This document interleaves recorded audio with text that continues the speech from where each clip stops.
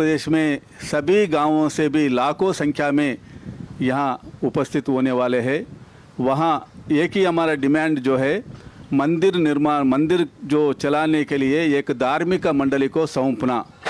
इसके संदर्भ में भी लास्ट मंथ हम हमारे संगठन महामंत्री और गंगाराजू के नेतृत्व में यहाँ के मुख्यमंत्री को मिलके एक प्रारूप भी दिया, जैसा मॉडल ड्राफ्ट जो है, वो मॉडल ड्राफ्ट ने देश भर में जो बड़े बड़े विद्वानों को, जजेस के, महंतों का सुझाव लेकर विश्व हिंदू परिषद ने एक ड्राफ्ट बनाया।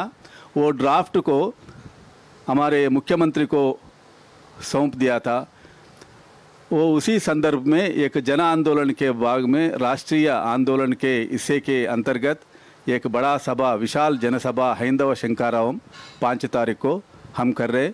हमारे डिमांड्स के बारे में तेलुगु में हमारा रवि कुमार जी, जो हमारे 5 डिमांड्स जो है, एक स्वायत्त मंडली को देना और मंदिर निर्माण में जो विधर्मी लोग हैं उन लोगों को निकालना और पूजा व्यवस्था सुव्यवस्थित रखना और पॉलिटिकल लीडर्स को ट्रस्ट बोर्ड में नहीं रखना, ऐसा हमारा डिमांड्स जो है वो डिमांड्स सरकार के सामने रख रहे और उसको इम्प्लीमेंट करने के लिए सरकार से अनुरोध करने के लिए जनसभा हम कर रहे। जय श्री राम।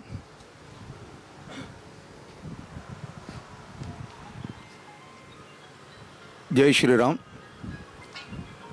విశ్వ హిందూ పరిషత్ ఆధ్వర్యంలో జనవరి 5వ తేదీన విజయవాడ సమీపంలో విమానాశ్రయం గన్నవరం విమానాశ్రయం ఎదురుగుండా ఉన్న కేశరపల్లిలో ఎస్ఎల్వి లైలా గ్రీన్ మీడోస్ ప్రాంగణంలో ఒక భారీ బహిరంగ సభ ఏర్పాటు చేయడం జరిగింది. ఆంధ్రప్రదేశ్ చరిత్రలోనే కాదు, విశ్వ హిందూ పరిషత్ చరిత్రలో కూడా ఇది ఒక సువర్ణ ఘట్టం కాబోతోంది. జనవరి 5 అయోధ్య ఆలయ నిర్మాణం కోసం ప్రయత్నం చేసాం, ఉద్యమం చేసాం, దేశం మొత్తం ఏకత్రితం చేసాం. అది అయోధ్య ఆలయానికి సంబంధించిన ఉద్యమం. అమర్నాథ్ ఉద్యమం చేసాం, అది అమర్నాథ్ దేవాలయానికి సంబంధించినటువంటి ఉద్యమం. రామసేతు ఉద్యమం చేసాం, రామసేతు నిర్మాణాన్ని ధ్వంసం చేయకుండా ఆపడం కోసం చేసిన ఉద్యమం. కాబట్టి ఈరోజు చేస్తున్న ఉద్యమము యావత్ భారతదేశంలో గల్లీ నుంచి ఢిల్లీ వరకు, కన్యాకుమారి నుంచి కాశ్మీర్ వరకు యావత్ భారతదేశంలో విస్తరించి ఉన్నటువంటి హిందూ దేవాలయాల యొక్క స్వయం ప్రతిపత్తి మహోద్యమం. ఒక రకంగా చెప్పాలంటే ఇది మరో ధార్మిక స్వతంత్ర పోరాటానికి నాంది జనవరి 5వ తారీఖున విజయవాడలో జరగడం అన్నది ఆంధ్రప్రదేశ్ అదృష్టంగా నేను భావిస్తున్నాను. కాబట్టి ఇది యావత్ భారతదేశంలో ఉన్న దేవాలయాలకి స్వతంత్రం రావాలని మనం కోరుకోవడం ఉద్దేశం అధికార వికేంద్రీకరణ కాదు. మనదైనటువంటి శ్రద్ధా కేంద్రాలు ఏవైతే ఉన్నాయో, దేవాలయాలు కానీ, పురాణ గ్రంథాలు కానీ, గోమాతలు కానీ, ఈ భూమాత కానీ, మాతృమూర్తులు కానీ, ఇవి అత్యంత శ్రద్ధా కేంద్రాలు, సంస్కార కేంద్రాలు. ఇవి మనకి ఈ మానబిందువులు, ప్రాణబిందువులు ఇవి మనకి. కాబట్టి వీటిని సంరక్షించుకోవడం కోసం ఆనాడు బలిదానాలు చేశారు. దీనికోసం హిందువులు ఆత్మార్పణ చేశారు. కరకు బుల్లెట్లకు బలైపోయారు, లాఠీ తుపాకీ దెబ్బలకు ప్రాణాలు వదిలేశారు, ఉరికంబాలెక్కి ఊపిరి పూలు విడిచారు.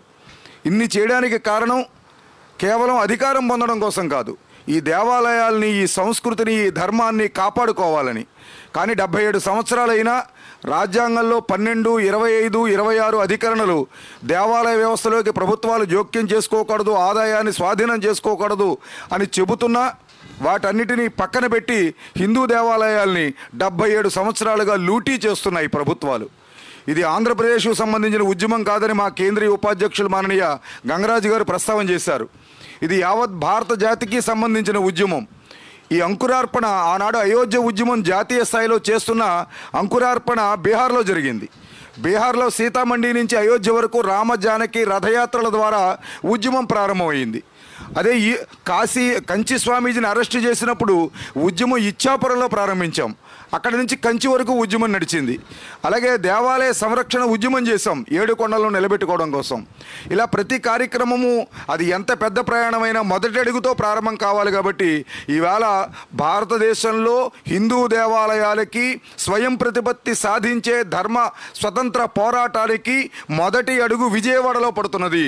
దీనికి ఆలంబనగా మన సచిన్జీ చెప్పారు, భారతదేశంలో ఉన్న అన్ని రాష్ట్రాల గవర్నర్లని కలిసి ఈ స్వయం ప్రతిపత్తిని అందించండి దేవాలయాలకి, ఇది సెక్యులరిజానికి విరుద్ధము, ఒక దేవాలయానికి ₹1 డబ్బు ఇమ్మంటే ఇది రిలీజియస్ కార్యక్రమాలకి ఇవ్వమని చెబుతున్నారు, కానీ పాస్టర్లకి ముల్లాలకి డబ్బులు ఇస్తున్నారు. కానీ ఇక్కడ దేవాలయానికి వచ్చాడు జీర్ణమైపోయింది, దేవాలయం నిర్మించుకుంటామని చెప్పంటే ప్రభుత్వం ₹1 ఇవ్వడం లేదు. ఈ అర్చకులు ఎవరికైనా ఒక దక్షిణ ఇవ్వాలంటే అది ఎండోమెంట్ హుండీ నుంచి మాత్రమే ఇస్తున్నారు, ప్రజల పన్నుల నుంచి ఇవ్వడంలా. కానీ బెతలహాం యాత్రకి, జెరూసలం యాత్రకి భారతదేశం మొత్తం నుంచి ప్రజలు కడుతున్న పన్నుల నుంచి అందిస్తున్నారు. ఈ వ్యవస్థ మారాలి. సెక్యులరిజం అంటే హిందువులు ఉపేక్షించేయడము, సెక్యులరిజం అంటే అన్య మతాలకి సౌకర్యాలు అందించేయడము, ఇది కాదు సెక్యులరిజం. ఏ మతాన్ని జోక్యం చేసుకోకపోవడము, ఏ మతానికి తాంబూలాలు ఇవ్వకపోవడము, వాళ్ళ మతాల్ని వాళ్ళు నిర్వహించుకునే స్వేచ్ఛనివ్వడము, ఇది జరగకపోవడాన్ని విశ్వ హిందూ పరిషత్ తీవ్రంగా పరిగణిస్తోంది.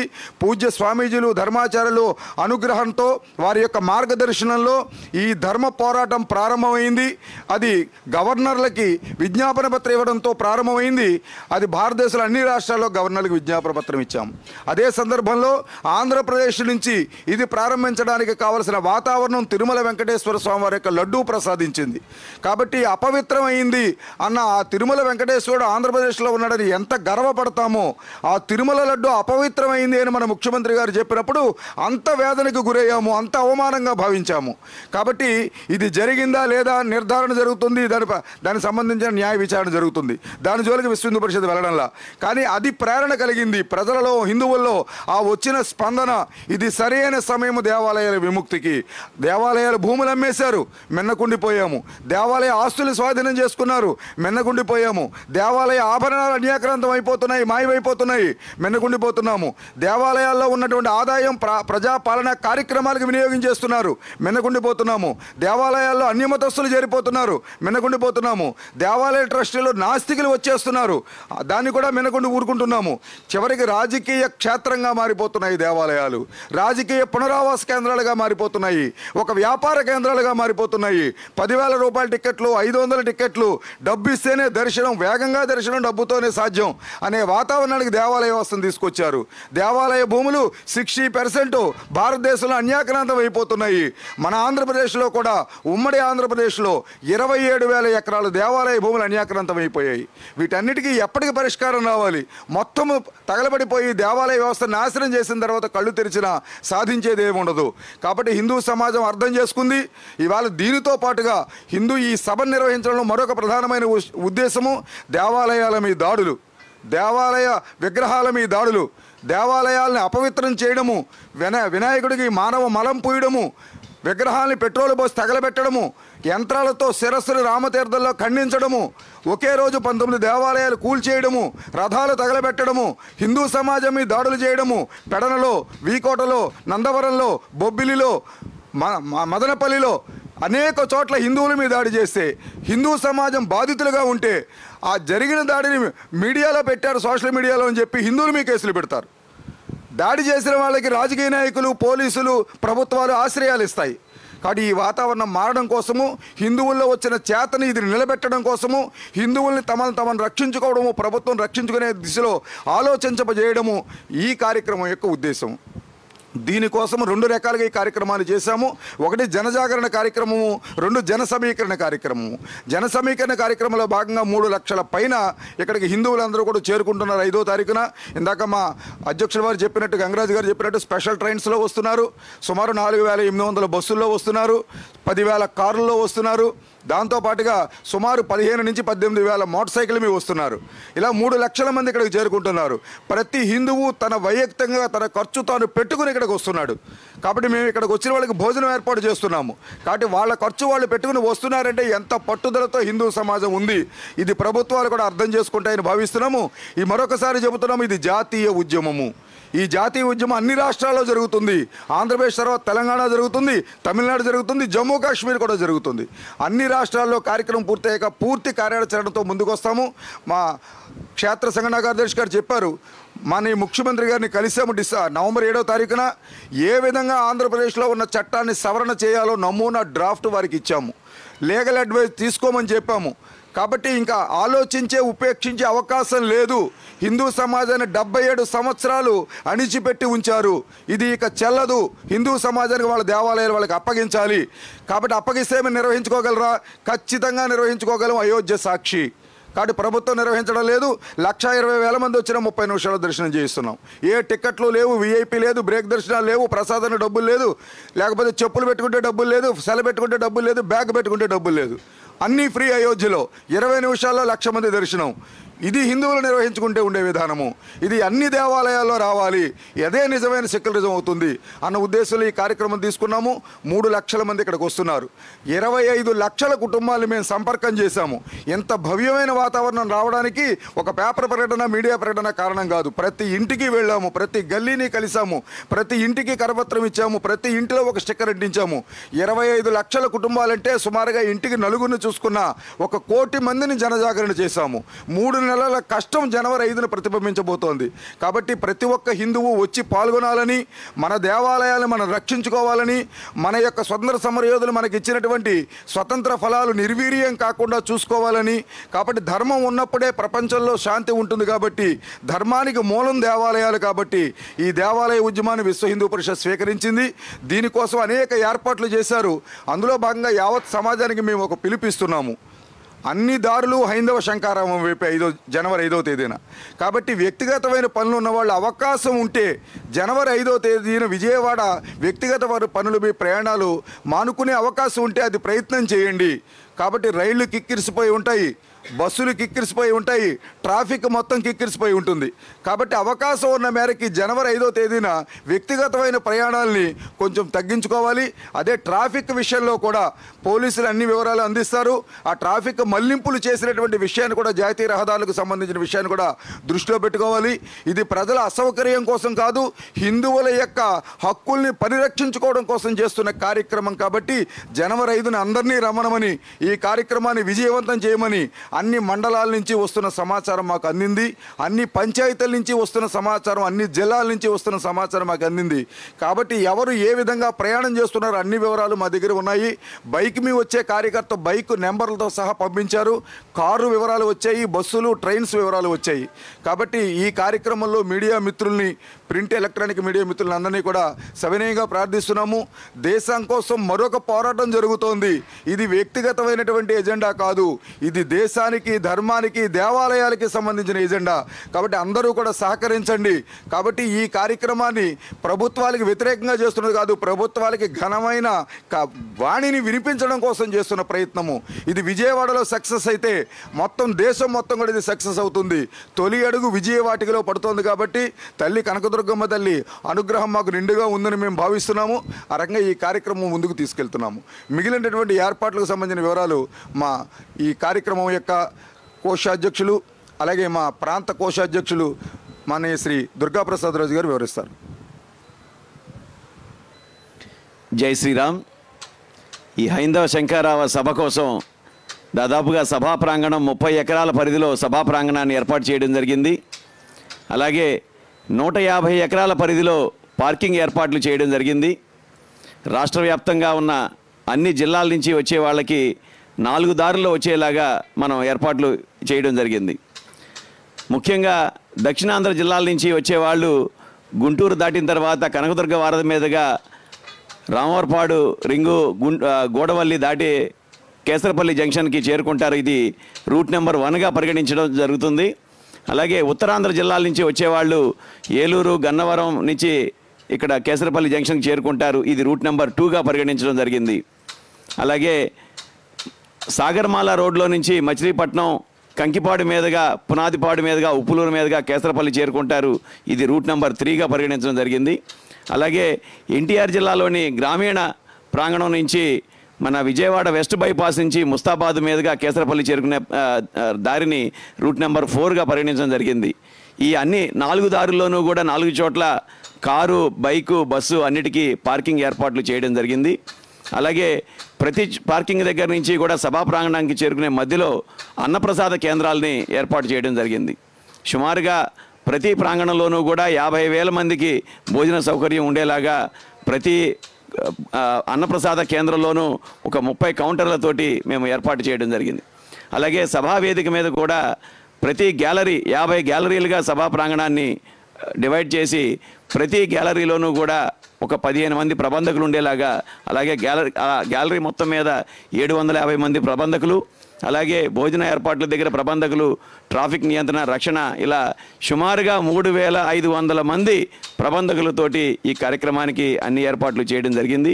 అదేవిధంగా ప్రభుత్వం తరపు నుంచి, పోలీస్ యంత్రాంగం తరపు నుంచి, జిల్లా రెవెన్యూ యంత్రాంగం తరపు నుంచి కూడా అన్ని రకాల సహాయ సహకారాలు అందిస్తున్నారు. ప్రభుత్వం పోలీస్ డిపార్ట్మెంట్ ద్వారా కూడా సుమారుగా 3000 మంది భద్రతా ఏర్పాట్లకి పోలీసు సిబ్బందిని వారు వినియోగించడం జరిగింది. అట్లాగే వచ్చిన వాళ్ళు మళ్ళీ తిరుగు ప్రయాణం చేయడానికి కూడా అన్ని రకాల ఏర్పాట్లు, భద్రతా ఏర్పాట్లు కూడా తీసుకోవడం జరిగింది. మరి అలాగే దూర ప్రాంతాల నుంచి వచ్చేవాళ్ళు ముందు రోజు రాత్రే బయలుదేరతారు కాబట్టి బస్సులో వచ్చినా, ట్రైన్లో వచ్చినా వాళ్ళందరికీ కూడా ఉప్పుడూరు రైల్వే స్టేషన్ దగ్గరలో వారికి వసతి ఏర్పాటు చేయడం జరిగింది. వచ్చిన వాళ్ళందరికీ దాదాపు 40 నుంచి 50 వేల మందికి అక్కడ కాలకృత్యాలు తీర్చుకోవడానికి, రిఫ్రెష్ అయ్యి అల్పాహారం చేసి రావడానికి తగిన ఏర్పాట్లని అక్కడ చేయడం జరిగింది. ఈ విధంగా రాష్ట్ర వ్యాప్తంగా ఉన్న 650 మండలాలు, 13,000 గ్రామాల నుంచి, అలాగే అన్ని నగరాలు, బస్తీలు, ఉపబస్తీల నుంచి వచ్చే హిందూ బంధువులందరికీ తగిన ఏర్పాట్లతోటి ఇక్కడ మేము హైందవ శంకరావ సభ ప్రాంత కమిటీ అన్ని ఏర్పాటు చేసి సిద్ధంగా ఉందని చెప్పి ప్రజలందరికీ మీ ద్వారా తెలియజేస్తున్నాం. జై హింద్. ఒక విషయం చెప్పాలండి, ఈ కార్యక్రమంలో అయోధ్య రామాలయానికి సంబంధించినటువంటి ట్రస్ట్ కోశాధ్యక్షులు గోవిందదేవుపురిజీ మహారాజు పాల్గొంటున్నారు. అలాగే విశ్వ హిందూ పరిషత్ అంతర్జాతీయ అధ్యక్షులు, అంతర్జాతీయ ఆర్గనైజింగ్ సెక్రటరీ జనరల్ మిలింద్జీ, అంతర్జాతీయ అధ్యక్షులు అలోక్జీ, అలాగే సంయుక్త ప్రధాన కార్యదర్శి కోటేశ్వర శర్మ గారు పాల్గొంటున్నారు. మన ప్రాంతానికి సంబంధించి పరమ పూజ్య శ్రీ శ్రీ శ్రీ త్రిదండి శ్రీమన్నారాయణ చిన్నజీయర్ స్వామీజీ, పూజ్య శ్రీ శ్రీ శ్రీ గణపతి సచ్చిదానంద స్వామీజీ, పూజ్య శ్రీ శ్రీ శ్రీ కమలానంద స్వామీజీ, పూజ్య విరజానంద స్వామీజీ, శివచైతన్య మాతాజీ, శివస్వామీజీ, శ్రీనివాసానంద సరస్వతి స్వామీజీ, అలాగే జ్యోతిర్మయి అమ్మవారు, దీంతో పాటుగా మన ఆంధ్రప్రదేశ్ ప్రభుత్వ మాజీ ముఖ్య ప్రధాన కార్యదర్శి గౌరవనీయులు శ్రీ ఎల్వి సుబ్రహ్మణ్యం గారు, అలాగే సినీ లిరిక్ రచయిత అనంత శ్రీరాము గారు, అలాగే వనవాసి బంధువులు, అలాగే ఎస్సీ చైతన్య వేదికకు సంబంధించినటువంటి బంధువులు అనేక మంది ఈ కార్యక్రమంలో మార్గదర్శనం చేస్తున్నారు. వస్తున్నటువంటి ప్రముఖులు వీరంతా కూడా. అలాగే ఆంధ్రప్రదేశ్లో ఉన్నటువంటి 150 మంది స్వాములు కూడా వేదిక మీద ఉంటారు. రాజకీయాలకి అతీతంగా ఏ రాజకీయ నాయకులు కూడా వేదిక మీద లేకుండా వాడు విఐపి గ్యాలరీలో ఉంటారు. కేవలం వక్తల్లో కానీ, వేదిక మీద ఆశీనులు అయ్యేవారిలో కానీ కేవలం రాజకీయాలకు సంబంధం లేని ధార్మిక మహాత్ములు, అలాగే సామాజిక ధార్మిక వ్యక్తులు, విశిష్ట వ్యక్తులు మాత్రమే వేదిక మీద ఉంటారు. దాంతోపాటుగా మరొక ముఖ్య విషయం మీ ముందుంచాలి. ఈ కార్యక్రమానికి 150 ఎకరాల స్థలాన్ని పార్కింగ్గా ఈ కేసరపల్లిలో ఉన్నటువంటి రైతు మహాత్ములు అందించారు. వారి పంటలను కూడా ఆపుకుని 3 నెలల క్రితం వేసిన పంటలను కూడా వారే స్వయంగా దున్ని, అలాగే 2 నెలల నుంచి పంటలు వేయవలసిన భూములు కూడా పంటలు వేయకుండా ఆపి, ఈ లక్షలాదిగా వస్తున్న వాళ్ళందరికీ కూడా అక్కడ ఏర్పాటు చేయడం కోసం ఆ స్థలం అంతా కూడా చదును చేసుకోవడం కోసం మాకు అందించి ఈ కార్యక్రమం విజయంలో తొలి అడుగుని వారు వేశారని మేము భావిస్తున్నాము. ఈ పత్రికా సభాముఖంగా నేను మాకు సహకరించినటువంటి రైతులందరూ పెద్ద హృదయానికి, ఆ ధార్మిక భక్తికి, నిష్ఠకి కూడా మేము విశ్వ హిందూ పరిషత్ తరపున ధన్యవాదాలు తెలియజేస్తున్నాం.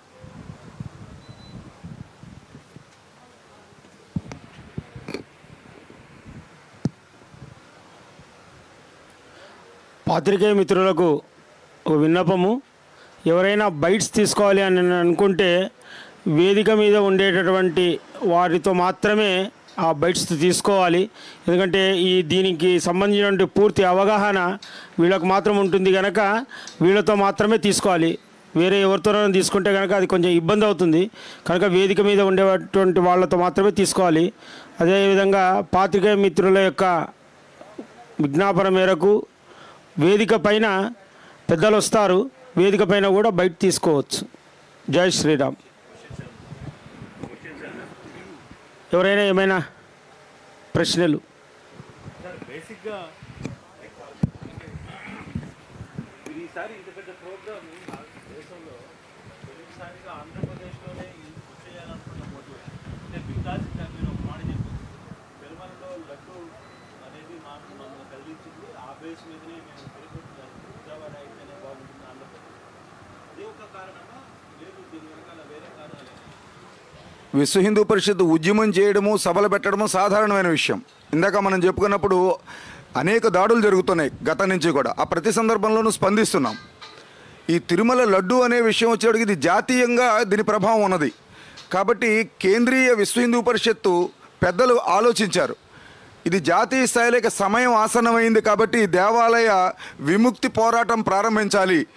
కాబట్టి ఇది ఎక్కడి నుంచి ప్రారంభిద్దాం అనేది అనేక విషయాలు చర్చించిన తర్వాత ఒక ప్రత్యేకమైనటువంటి వాతావరణం ఇవాళ ఆంధ్రప్రదేశ్లో ఉన్నది. ఎందుకంటే తిరుమల లడ్డు జరిగిన అపచారం విషయంలో దేవాలయాలకు జరుగుతున్న ద్రోహం ప్రతి ఇంటికి వెళ్ళింది. కాబట్టి ముందు చేసే సభ సక్సెస్ఫుల్గా చేసుకుని మిగతా చోటకు వెళ్ళాలి అన్న ఉద్దేశంలో ఇది ఆంధ్రప్రదేశ్లో చేస్తున్నామంటే ఆంధ్రప్రదేశ్కు సంబంధించింది కాదు, ఇది యావత్ జాతికి సంబంధించింది, హిందూ సమాజానికి. ఇది దేశవ్యాప్తమైన ఉద్యమంలో భాగంగా ఇక్కడ జరుగుతోంది.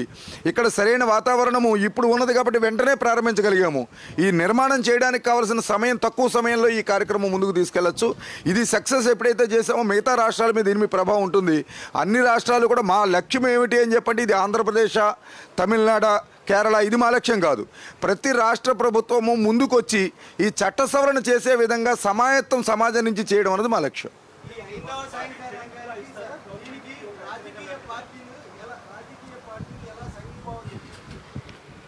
సమాజం ఏం కోరుకుంటుందో ఇందాక మీకు స్పష్టంగా చెప్పాము. విశ్వ హిందూ పరిషత్ కార్యక్రమం వేదిక మీద విశ్వ హిందూ పరిషత్తే ఉంటుంది, ధార్మిక స్వామీజీలే ఉంటారు, రాజకీయ నాయకులు ఉండరు. అట్ ది సేమ్ టైం ఆంధ్రప్రదేశ్లో ఉన్న 175 మంది ఎమ్మెల్యేలని మేము వెళ్ళి కలిసాము, ఎమ్మెల్సీని కలిసాము, ఎంపీలు 25 మందిని కలిసాము, మంత్రుల్ని కలిసాము, ముఖ్యమంత్రి గారిని కలిసాము, ఉప ముఖ్యమంత్రి గారిని కలిసాము, అన్ని పార్టీల ఎమ్మెల్యేలు అందరినీ కలిసాము. కాబట్టి కార్యక్రమం యొక్క సమాచారం చెప్పాము, ఆహ్వానించాము. అంతవరకునే ఇందులో దీనికి సంబంధం తప్ప రాజకీయపరమైన ఏ అంశం ఇందులోకి రానివ్వము. ఇది దేవాలయ పోరాటము. అనేక పార్టీలు విశ్వ హిందూ పరిషత్తులో ఉంటాయి. మా అధ్యక్షుల్లో ఒక పార్టీ వారు ఉండొచ్చు, మా కార్యదర్శిలో ఇంకో పార్టీ వారు ఉండొచ్చు, మా కోశాధికారి ఇంకో పార్టీ వాళ్ళు ఉండొచ్చు. పార్టీ అనే ప్రమేయం విశ్వ హిందూ పరిషత్ స్వీకరించదు. కాబట్టే మేము ఇందాక చెప్పినట్టు వేదిక మీద కూడా ధార్మికమైన వ్యక్తులే ఉంటారు. రాజకీయ పార్టీలకు అవకాశం ఇస్తే ఒక పార్టీ అవకాశం కోసం చేసామనే వాతావరణం వస్తుంది. కాబట్టి అనేక అనుమానాలు అయోధ్య ఉద్యమంలో ఉండొచ్చు. ప్రారంభించినప్పుడు ఏదో వేరే ఆ వాదంతో ఉన్నటువంటి ఆ సిద్ధాంతంతో ఉన్నటువంటి భాజపాకి బలం కూర్చడం కోసం చేస్తున్నారేమో అయోధ్యని అనిపించవచ్చు. కానీ మా లక్ష్యం మాత్రం 498 సంవత్సరాల బానిసత్వాన్ని పారద్రోలడం, ఆ బానిస చిహ్నాన్ని తొలగించడము, అక్కడ పరమ వైభవ స్థానంలో రాముని యొక్క ఆలయ నిర్మాణం చేయడము. మాకు అందులో ఎవరికి మైలేజ్ వస్తుంది, ఎవరు నష్టపోతారు ఇవి మేము ఆలోచించాల. అయోధ్యలో ఆలయమే ఆలోచించాము. ఈవేళ కూడా మాకు మైలేజీలతో సంబంధం లేదు, దేవాలయాల స్వయం ప్రతిపత్తే మా ధ్యేయం.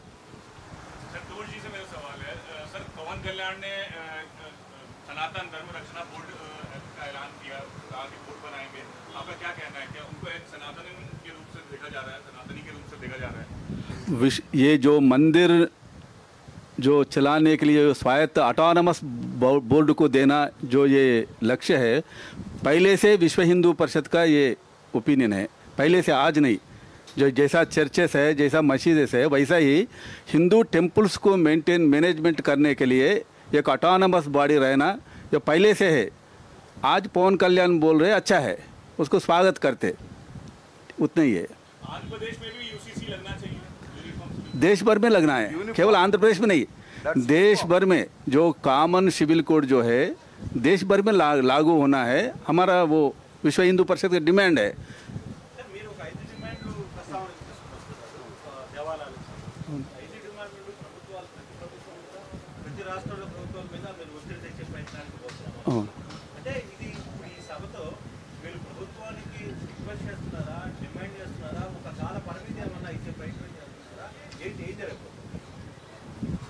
ఒకటి, ప్రభుత్వంతో సంఘర్షణ కాదు. రెండు, ఆంధ్రప్రదేశ్లో జరుగుతోంది కాబట్టి ఆంధ్రప్రదేశ్ స్థానిక అంశాలు ప్రధానమైన అంశాలుగా వస్తాయి. ఇదే అక్కడ జరిగిందనుకోండి, మన హైదరాబాద్లో జరిగిందనుకోండి, తెలంగాణలో మొన్న అమ్మవారి విగ్రహం ఎక్కడ దాడి జరిగింది వస్తుంది, 20 నిమిషాల్లో హిందువులు లేపేస్తామన్న విషయం మీద వస్తుంది. కాబట్టి భాగ్యనగర్ టెంపుల్కి అవమానం మీద వస్తుంది, అక్కడ జరుగుతున్నటువంటి రాయితీల విషయంలో వస్తుంది. కాబట్టి ఇక్కడ ఉన్న ప్రధాన సమస్యలు మేము ప్రస్తావన చేయడం అంటే, ఇక్కడ సమాజం ఇబ్బంది పడుతున్నప్పుడు, ఇక్కడ సభ జరుగుతోంది కాబట్టి ఇక్కడ సమాజం ఇబ్బంది పడుతున్నప్పుడు కూడా ప్రధాన అంశాలు అవుతాయి. కాబట్టి మేము ఇవాళ దేవాలయాల్లో చట్ట సవరణ జరిగేలోగా స్థానికంగా చేయవలసింది ఇక్కడే ప్రస్తావన చేయాలి మేము ఇక్కడ సభ జరుగుతున్నప్పుడు. కాబట్టి ఇక్కడ ఈ ఆంధ్రప్రదేశ్లో ఉన్న సమస్య దేవాలయాల్లో అన్యమతస్తులను తొలగించండి. ఇది మీడియా మిత్రులందరికీ తెలిసి సహేతుకమైనదే. ఇది దేవాలయాల్లో రాజకీయ నాయకులు వేయకండి, ఇది సహేతుకమైందే. నాస్తికులు తీసుకొచ్చి అక్కడ పెట్టకండి. రేపు ప్రొద్దుట ఆ మతంతో సంబంధం లేని అన్యమతస్తులు ట్రస్ట్ బోర్డులో పెట్టకండి, వాళ్ళ చేతిలో హిందూ దేవాలయాలు పెట్టకండి. ఇవాళ ముఖ్యమంత్రిగా ఒక హిందూ ఉన్నారు అనుకుందాము, అప్పుడు ఈ దేవాలయాల విషయంలో ఆయన శ్రద్ధ ఉందనుకుందాము, దేవాలయాలకు సహకారం ఉంటుంది, బాగుపడాలని కోరుకుంటారు. హిందూ అయ్యుండి ప్రాక్టీసింగ్ హిందువు కాదు నాస్తికుడు ఉన్నారనుకుందాం ముఖ్యమంత్రిగా, అప్పుడు ఆయనకి దేవాలయాల మీద ఇంట్రెస్ట్ ఉండదు, దీని యొక్క వృద్ధి విషయంలో ఆలోచన ఉండదు. ఒకవేళ ఈ ముఖ్యమంత్రి స్థానంలో ఒక క్రైస్తవుడో మహమ్మదీడో ఉన్నారనుకోండి, వీటిని ఎలా పడగొట్టాలని ఆలోచన చేయొచ్చు, ఎందుకంటే వాళ్ళ గ్రంథాలు స్పష్టంగా చెబుతున్నాయి. కాబట్టి కాఫీర్ సిద్ధాంతము సైతాన్ సిద్ధాంతంతో ఉన్న వ్యక్తి ఒకవేళ వచ్చారనుకోండి, దేవాలయాల పరిస్థితి ఏమిటి? ఈ దేవాలయాలు వాళ్ళ చేతిలో పెట్టేసి ఎండోమెంట్ ఉంది అని వదిలేస్తే. కాబట్టి మా ఉద్దేశము దేవాలయాలు అందించేయండి సమాజానికి, సమాజం చూసుకుంటుంది. దేవాలయ ఆస్తులు స్వాధీనం అయిపోయాయి, పరాధీనం అయిపోయాయి, వాటిని వెంటనే వెనక్కి తీసుకోండి. ఇవన్నీ చట్ట సవరణ జరిగే లోపల జరగవలసినవి. అలాగే దేవాలయాల యొక్క ఆదాయాన్ని దేవాలయం ద్వారా ధార్మిక ప్రచారానికే ఉపయోగించండి. హరిజన గిరిజన ఉపేక్షిత మత్స్యకార బస్తీలో దేవాలయాల నిర్మాణం చేయండి. కూలిపోతున్న దేవాలయాలను పునరుద్ధరించండి. అక్కడ ఉన్న హరిజనులకి గిరిజనులకి మత్స్యకార బంధువులకి అర్చకులుగా పురోహితులుగా శిక్షణ ఇవ్వండి, వాళ్ళ దేవాలయాలు వాళ్ళు నిర్వహించుకోవడానికి. ఇవి దేవాలయాలు చేయవలసిన పని. తిరుమలలో చెరువులు బాగు చేయడమో, లేదా తిరుమలలో సిమెంట్ రోడ్లు వేయడమో, తిరుమలలో పార్కులు ఏర్పాటు చేయడమో, ఇది కాదు దేవాలయాలు చేయవలసిన పని. అది చేయడానికి ప్రభుత్వాలు ఉన్నాయి. కాబట్టి హిందూ దేవాలయాల యొక్క ధనాన్ని హిందువుల ప్రచారానికే, ధర్మ ప్రచారానికి ఉపయోగించాలి. ఇప్పటి వరకు ఎండోమెంట్ డిపార్ట్మెంట్లో స్పష్టంగా ఉంది ఎంత % ఉద్యోగులకు ఖర్చు పెట్టాలి అని. దానికి అసాధారణమైన పద్ధతిలో ఖర్చు పెట్టేస్తున్నారు, పర్సెంటేజ్ సంబంధం లేకుండా చేసేస్తున్నారు. యాక్ట్ చూడండి, యాక్ట్లో ఎంత % ఖర్చు పెట్టచ్చని ఉందో చట్ట సవరణ జరిగేలాగా అంతే ఖర్చు పెట్టండి, మిగతాది ప్రభుత్వం ఇవ్వండి. అక్కడ ఉన్న అర్చకుడు 100 సంవత్సరాల నుంచి ఉంటాడు, 40,000 జీతం ఇస్తారు. అక్కడ ఉన్నటువంటి ఈఓ గారు 15 సంవత్సరాల క్రితం ఉద్యోగంలోకి వస్తారు, 2.5 లక్షల జీతం ఇస్తారు. కాబట్టి ఈయనకి తిరగడానికి మోటార్ సైకిల్ లోన్ కూడా ఉండదు, ఈయన తిరగడానికి 25 లక్షల కారు ఉంటుంది. మేము వాళ్ళకి ఇవ్వడానికి సౌకర్యం తప్పు పట్టడంలా, వాళ్ళు ప్రభుత్వ ఉద్యోగులు, ప్రభుత్వం ఇవ్వాలి వారికి. దేవాలయ హుండీలోంచి ఇవ్వకూడదు. ఇది కూడా వెంటనే సవరణ చేయండి అన్నది ఖచ్చితంగా టైం లేండి. ప్రభుత్వం నెత్తిమీ కత్తి పెట్టం. మీ అనకండి. ఇవాళ ఇది అయ్యాక చెప్తా. మాకు అనుబంధంగా ఉన్న బీజేపీ అన్నారు, ఇవాళ పవన్ కళ్యాణ్ గారు కూడా మా సిద్ధాంతం అనుబంధంగానే వచ్చారు. కాబట్టి ఈ సిద్ధాంతం అర్థం చేసుకుంటే అన్ని పార్టీలు వస్తాయి. అది అర్థమయ్యే వరకునే. అది కూడా ఉదాహరణ, అయోధ్యలో మేము హిందూ ఫండమెంటలిస్టులము, మత ఛాందసవాదులము, అభివృద్ధి నిరోధకులము, హింసావాదులము, ఇన్ని ముద్రలు వేసిన పార్టీలన్నీ మొన్న 24 జనవరి 2వ తారీఖున మహావైభవాన్ని చూస్తున్నాము, తరించిపోయాము, తన్మయంలో ఉన్నామని చెప్పిన గొంతుకులు ఇవన్నీ కూడా. అంతకుముందు మమ్మల్ని తిట్టినవే గొంతుకులు. కాబట్టి ఈ ఉద్యమం ప్రారంభంలో అనుమానాలు వస్తాయి. ఇది ఒక వ్యక్తికి ఒక పార్టీకి సంబంధించి కాదు. దయచేసి ఆ కోణంలో ఎవరూ దీన్ని ప్రొజెక్ట్ చేయొద్దు. దేవాలయ పరిరక్షణ కోసం జరుగుతోంది. అన్ని పార్టీలు ముందుకు రావాలి, అన్ని సమాజాలు ముందుకు రావాలి, అన్ని సాంప్రదాయాలు కూడా ముందుకు రావాలి. ఇది మా ఉద్దేశం.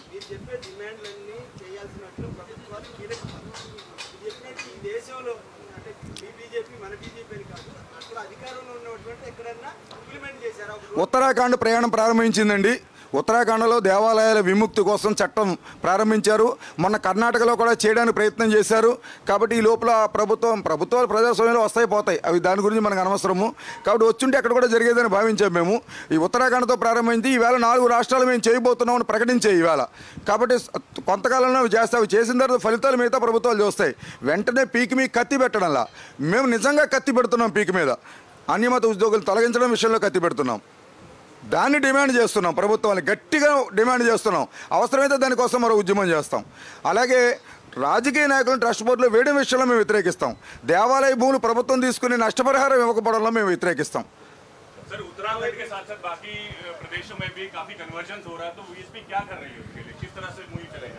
सभी जगह ये आंदोलन चल रहे हैं. हिंदू समाज को जागरण करना, हिंदू समाज में मतांतर के बारे में विषय बताने के लिए हम प्रयास कर रहे हैं. निरंतर प्रयास चलेगा, एक दिन में ख़त्म नहीं होगा.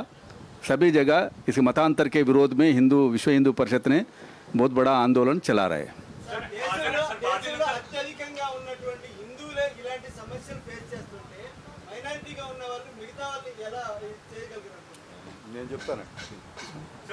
నేను చెప్తాను ఒక్క నిమిషం. మా బడుల్లో మీరు చదువుకున్న బడిలో మీ అబ్బాయికి భగవద్గీత చెప్పించగలరా? భారతదేశంలో ఏ స్కూల్కైనా వెళ్ళండి, చెప్పించగలరా? మరి మా మదర్సాలో ఎలా చెప్పగలుగుతున్నారు ఖురాను? స్వేచ్ఛ ఎవరికి లేదు? మా బడిలో మా పిల్లలకి రాముని యొక్క గుణగణాలు చెప్పగలరా? మరి మీ బడిలో బైబిల్లో ఉన్న గుణగణాలు ఎలా చెప్పగలుగుతున్నారు? మా గుడులకి జిఎస్టీ ఏమిటి? మా గుడులు 12.5 యూనిట్ ఛార్జ్ ఏమిటి? మా గుడుల ద్వారా నిర్వహించే సేవా సంస్థల్లో ఉన్న ఉద్యోగులకి ఇన్కమ్ ట్యాక్స్ ఏమిటి? మిగిలిన చోట లేకపోవడం ఏమిటి?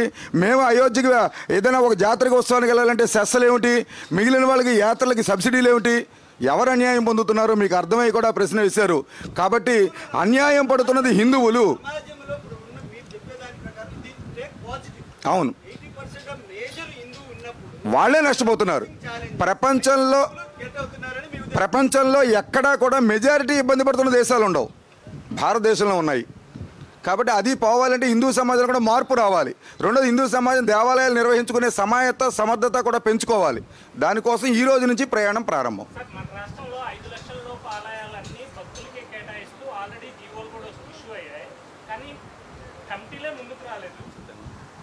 మేము సిద్ధంగా ఉన్నాము. మేము ప్రశ్న కూడా వేస్తున్నాము, ఎందుకు ఇవ్వాల్సి వచ్చాయి వాటిని? ఎంత ఆశతో మీరు తీసుకున్నారు? ఏమీ లేకుండా ఎందుకు ఇస్తున్నారు? ముందు దానికి జవాబు చెప్పాలి.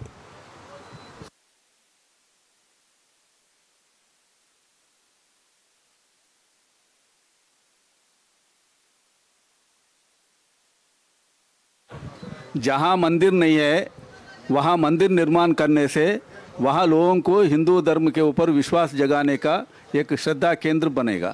इसलिए मंदिर निर्माण ज़रूरत है. जहाँ नहीं है वहाँ मंदिर निर्माण करना, वहाँ पुजारी को रखना, ये सब करना है.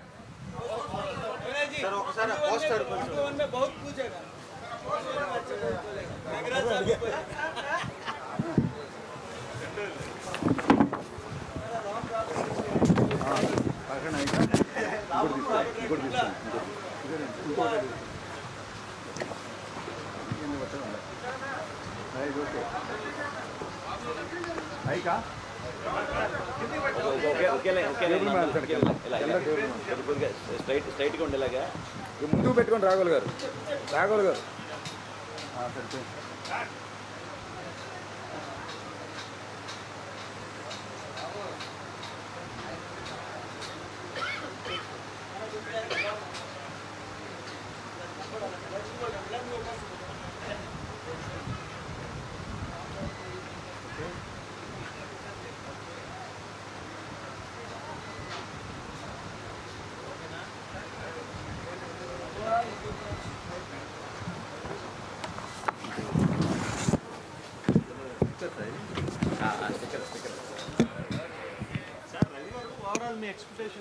పాత్రికేయ మిత్రులకు ఒక చిన్న మనవి. రేపటి రోజు జరిగేటటువంటి హైందవ శంకారావం రోజు ఇక్కడి వరకు రావడానికి, ఎందుకంటే ఆ రోజు ట్రాఫిక్ నియంత్రణ ఇదంతా ఇబ్బందికరంగా ఉంటుంది కనుక మన యొక్క వివరాలతో, అంటే ప్రెస్ ఎవరు వస్తున్నారు ఇటువంటి వివరాలతో నేను ఒక నెంబర్ చెప్తాను. ఆ నెంబర్ నోట్ చేసుకొని మీరు వాట్సాప్ పంపిస్తే మీకు ఆ యొక్క పాస్ తయారవుతుంది. 9490234439. పేరు వాసు గారు. కనుక ఈ నెంబర్కు మీరు వాట్సాప్ చేసి మీ యొక్క అనుమతి పత్రం తీసుకోవచ్చు.